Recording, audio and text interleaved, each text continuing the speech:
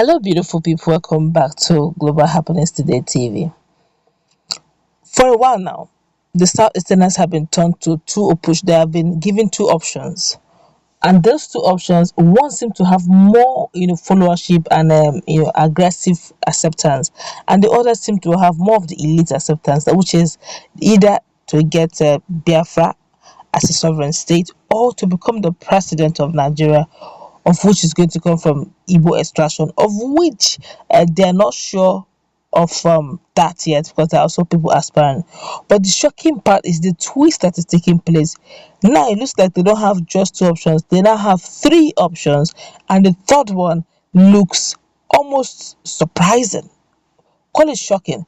As days go by, events unfold, options are beginning to open up, but I do not know how this will be received by the wider range and the larger crowd of the Ndibos. But before we go into the news proper, I would like you to subscribe to our channel by clicking on the red subscribe button beside it. You will see bell notification icon. Please go ahead, click on it to get notified as soon as you update our channel on YouTube. Well, a national coalition group, that's NCG, populated by Igbo people from the southeastern part of the country, has joined the League of Nigerians from different geopolitical zones, begging the Vice President Yemi Osinbajo to contest for president come 2023.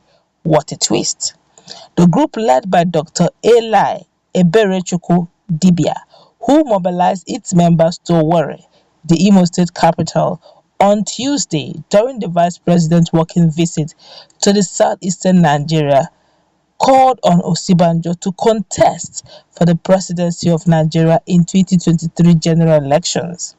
Dibia, the national secretary of NCG, speaking to the press at the event, said they were in Owerri to mobilize support and show solidarity for Professor Osinbajo, with greatest reassurance that Igbos are supporting him wholeheartedly for President 2023. Vice President Osinbajo was in Imo State on a working visit to mark the 29th edition of the Micro, Small and Medium Enterprises, that's MCMES, clinic, where he also unveiled a modern multi-million naira facility in Owerri to assist tailors and fashion designers in the production of garments and clothing items, which he said would improve the quality of locally made clothing. Speaking at the event, Imo production of both garments and clothing items, which he said would improve the quality of locally made clothing. Speaking at the event, Imo State Governor Hope Uzodinma, who described Professor Osinbajo as our amiable and capable vice president, commended the creativity of the federal government through the office of the vice president in the actualization of objectives of the SMEs,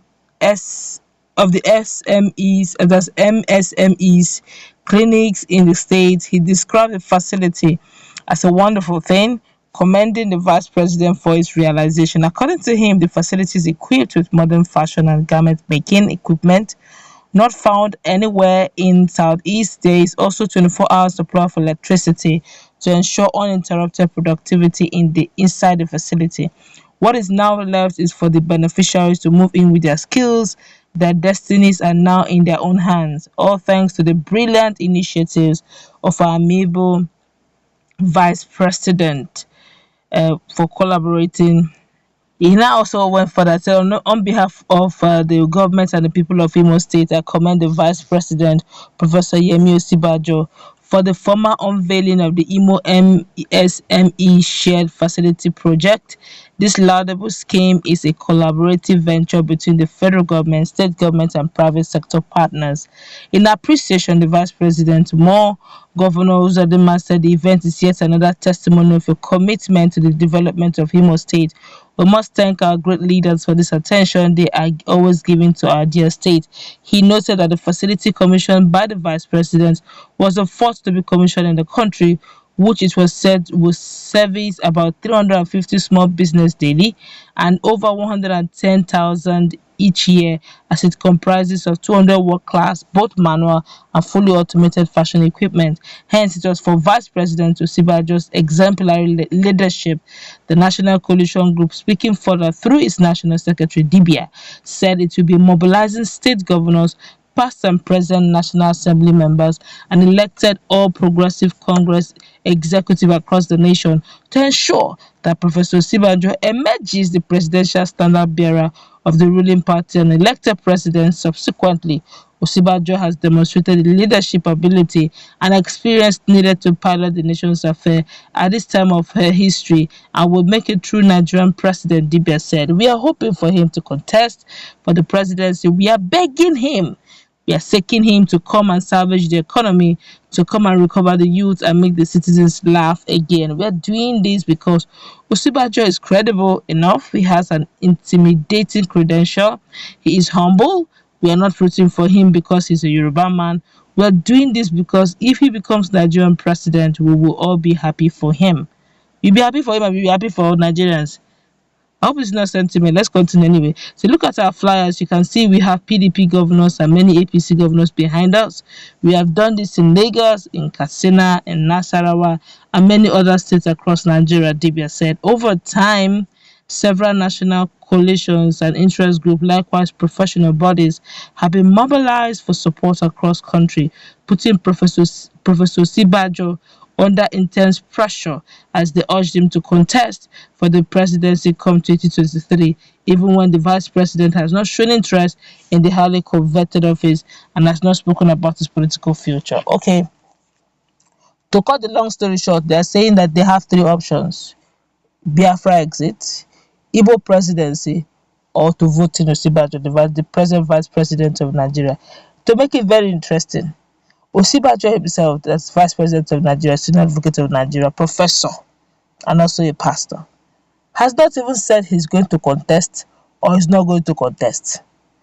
The last time they asked him, he said he has a lot to be there. He has a lot he's doing right now. The tenure as Vice President has not finished, so he doesn't want any distractions. But the pressure is mounting. And the pressure is also mounting from the same Southeast that say it's either presidency or Biafra. Now, some persons are saying, oh, presidency should come. The likes of h0cking have indicated interest. The likes of Senator Wole Rogers Okorocha have showed interest.